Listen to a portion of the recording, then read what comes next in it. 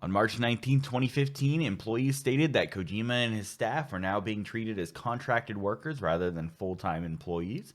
Konami had blocked access to their corporate email and phone systems, and Hideo Kojima, the lead producer for the Metal Gear Solid series, and the studio's senior staff planned to leave Konami in December.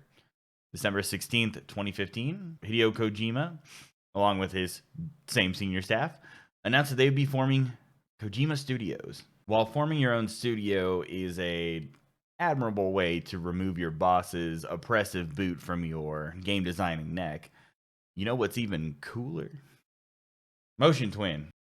Not Motion Twin per se, although Motion Twin is pretty cool. We'll talk about them more in a second. But the actual work structure of Motion Twin is what we're going to be talking about today. So, who is Motion Twin? Motion Twin is a self-described anarcho-syndicalist workers cooperative. What? I told you, we're an anarcho-syndicalist commune. So, what does that mean exactly? What do all those fancy words mean exactly? So, this is basically a company where the employees not only share equal opportunity of ideas, but in Motion Twin's case, is going to be equal pay. Motion Twin is the developer of the incredibly popular Castlevania-inspired roguelike Dead Cells. So far, as of 2021, Dead Cells has sold approximately 6 million units worldwide. What makes Motion Twin and this game as well so incredibly special and something that should be replicated? So, there are a lot of interviews out there from Motion Twin and the people who work in Motion Twin. It's a company that has no bosses. All the designers, the artists, all have equal say. They actually spent 17 years prior to making video games in the making web game spaces, and Dead Cells was actually their first video game, and it turned out to be a hit. I would say because the employees all sort of have equal say into what goes into it, as well as what that means is they can look into user feedback. The devs themselves say that 50% of the game was helped made by the actual community itself. Can you think of another game or a hit game series that was changed 50% of the changes of what it is? 50% of what it is was made due to community feedback through the actual developer studio, not just like one person working. I know you can get that if you have like one or two people working on it, but Motion Twin is a studio with about somewhere ranging anywhere from 8 to 15 people, depending on where you catch them in their development cycle. Of course, as the game gets more popular, they're able to bring on more people, of course. So workers, not only do they get to help manage the company without a boss and all get equal input, but they also all own the company as well. It is also stated that Motion Twin is a bit special in the world of worker co-ops on the fact that all of the employees who work there are paid the same amount. And what that means is they take the bulk of profits at the top, they divvy it up equally, and they distribute it back out as bonuses for the pay at the end of every year or quarter or whenever they dispense their bonuses and incentives. Traditionally, with a company under private ownership, you see the excess funds that are generated after you pay for overhead, after you pay for your game's packaging, licensing, your employee costs, the beverages in the break room, everything. You get what's left is profit. We all know that. We all know what profit is, but just in case you're unfamiliar with exactly what I mean when I say profit, it's the funds collected after everything is paid for. In a private firm, that's going to be collected right at the top, and it's going to sit there. And with a worker co-op, that's going to be broken down and distributed back out to the people who actually make the game, which is what makes Motion Twin and other worker co-ops so special and honestly more fair and equitable. It only makes sense to the people who actually do the work to make the game itself should be able to reap the rewards of what they make. That's how labor should work, right? You shouldn't have just a big fat stack of profits sitting at the top. to just be collected by 1, 2, 3 people, even if you have a 15-man company or a 10-man company, much less someone like EA or Activision who have thousands of employees. They just get to sit with a big stack of funds that were generated from the people who actually worked on the game, quality tested the game, shipped out the game. That money is being kept away from them. So Motion Twin did state that they do sometimes have disagreements because everybody does have equal say. However, when they come to a disagreement, instead of their boss saying, well, no, I'm sorry, that's not in the cards right now, or let me check with my boss to see that's okay, the company itself gets to take a vote, or whoever is working on it gets to take a vote to see which ideas come through and which ones do not, which can lead to, your ideas being shut down, but at least you can, with that, you have a consensus of what will and will not work based on what the group is working on and what the group can what the group is able to accomplish. I think that's much better than just having your boss or your boss's boss say, no, that's a dumb idea. How many of you have been at work working your day-to-day job and have a new idea that you like to implement? And what is your recourse for implementing a new idea at work, especially if you're like, you work on the phones at a call center, or you work behind the counter at a McDonald's or a Wendy's or an Arby's, etc. Like, if you want to get new ice cream machines from McDonald's you work at, that's not happening. There's no vote going on there whatsoever. So while you get a little bit of bad in that you may lose some ideas, I think it's fair to say the ideas that go unimplemented or even unconsidered in a normal private firm vastly outweigh anything that's going to be disregarded at some kind of at a co-op. Now, Motion Twin did say, I know it may sound like the perfect work situation, but as with all things created by man, nothing is perfect. There is still crunch that happens at the studio. However, they stated that they basically get a flex instead of when they do get crunched. So while they may stay late on Monday, they maybe get to leave early on Friday or get to come in later on Wednesday. So, which is much more than any other large company is going to offer you when they're crunching during any kind of development. You're going to stay late on Monday, and you're going to stay late on Friday, and we're just going to pay you a little more, but you don't get those hours with your family back when that happens. So to me, time is always going to be way more valuable than a little extra pay for incentivization. You can't exactly pay to get those hours of life back. You can compensate, but it's not the same, and it never will be. The thing about Motion Twin is, and why I have to talk about them here, is because they're actually a French company. I fully believe that quality of games will increase as the morale and the input from devs is more heavily considered directly. The more control the people who make the game have over it, the better the game is going to be.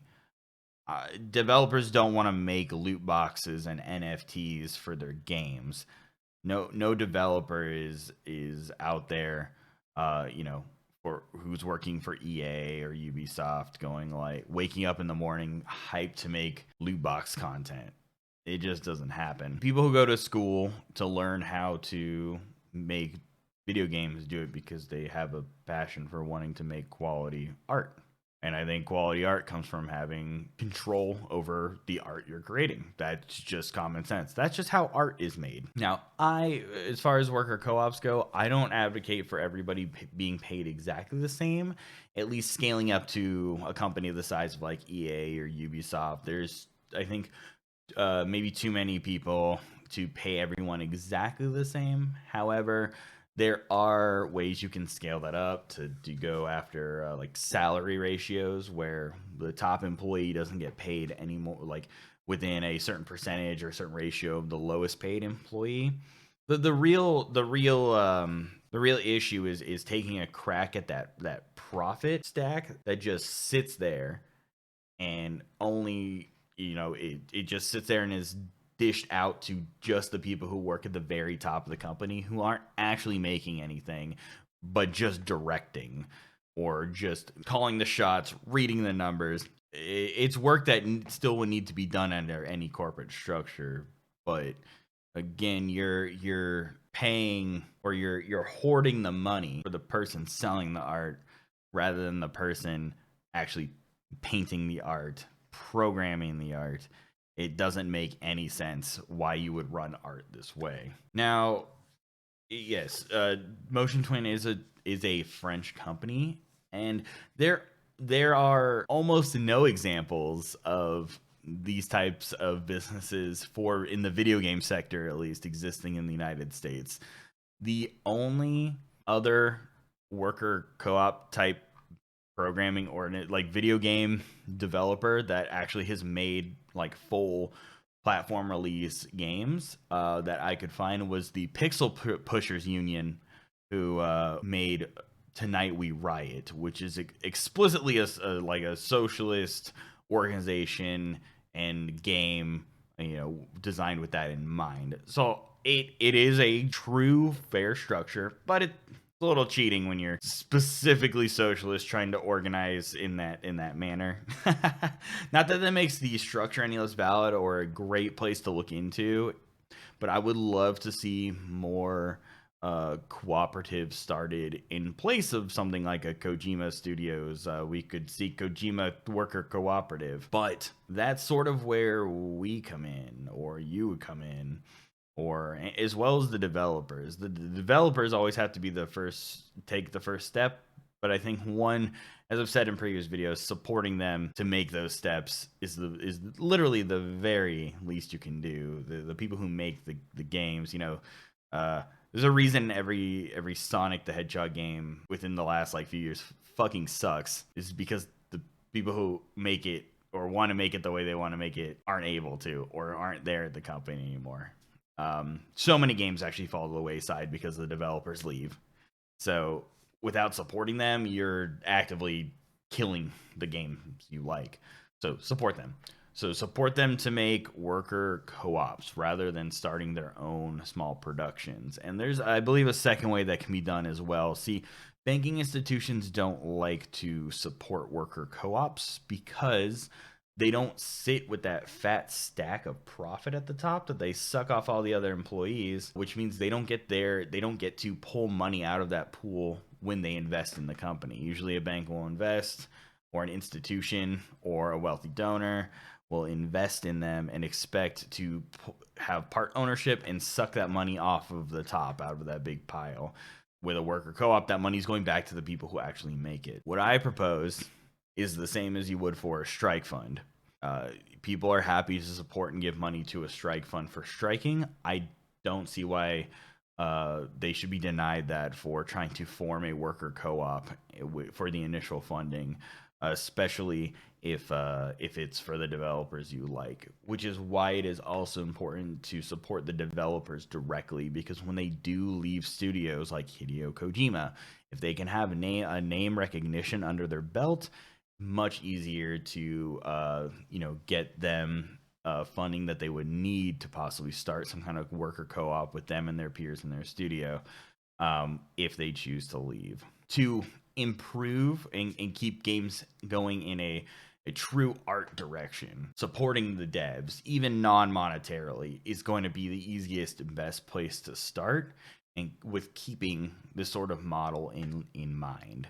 I think it'll benefit not only gamers, but the people who make games as well. And I think this is a fair idea that anybody can get behind. But yeah, I've played Dead Cells for a while. You'll see some of the footage that is in the video. I highly encourage you to pick it up if you're into roguelikes. If you're not into roguelikes, that's okay. You don't have to pick it up. I'm a firm believer that there's very, very few. I have a very narrow definition of what a bad game is. And just because it's a game you don't like doesn't make it bad. It just makes it a game that somebody else may love. So check out Dead Cells. Talk about the business model next time you see game producers starting to start their own production, or you see your game devs on Twitter, Instagram, etc. Support them, reach out to them, tell them you like your game. That's a super easy thing you can do. Find the devs, make your game. Look in the credits of the game. Send them a message. Say, hey, I played your game. I loved it. It was great. You did a good job. You and your peers did a good job. Super easy. Start prioritizing the developer over the publishers, because the publishers don't make the art. The developers make the art. The actual individuals that make up the team. We should be supporting them directly. So I know it's Motion Twin. I really like their business model. I think it is. It's a 17-year-old company, but it's kind of. I think the right way forward, especially with all the crunch and the bugs and the just predatory business practices that are coming around nowadays. I think worker co-ops and having democratically controlled developer companies are probably going to be the best thing you can do for like games and art going forward. I hope we see more of them in the future, and I would love to see what they can end up making if those came around. But I just want to put the ideas out there and kind of get people who play games sort of thinking and thinking of ways your games can be better without screaming about Sony or Microsoft, and also not always just doing a negative video. There's some positivity in the gaming space that's out there. It doesn't always have to be doom and gloom about crunch and bugs and things. But yeah, thanks for watching, and I'm HauberkV. Have a great rest of your day. Hey, I'm HauberkV, and if you like what you saw, go ahead and hit the like and subscribe button at the bottom. It's appreciated, and feel free to join the Discord. The link is at the bottom. Thank you.